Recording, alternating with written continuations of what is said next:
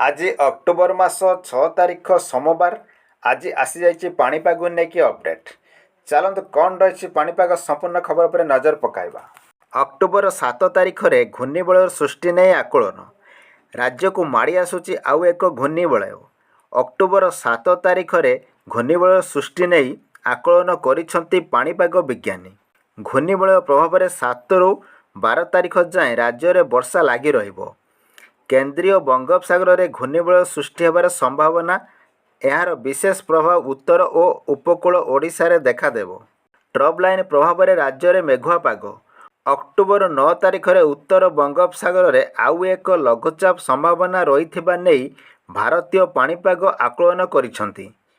Trough line प्रभाव में राज्य में मेघुआ पाग सह हालुका वर्षा लगी रही।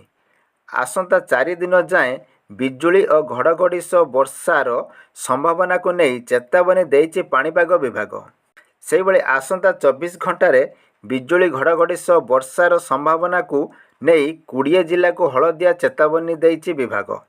उत्तर आभ्यंतरण और उपकूल ओडिशा रे जिला गंजाम, गजपति, नयागढ़, खोर्धा, पुरी, जगतसिंहपुर, केन्द्रापड़ा, कटक, अनुगुल, ढेंकानाल, जाजपुर, भद्रक, बालेश्वर, मयूरभंज, केन्दुझर, देवगढ़, संबलपुर, बरगढ़, सुंदरगढ़ और झारसुगुड़ा को येलो वार्निंग दिया जाइछि।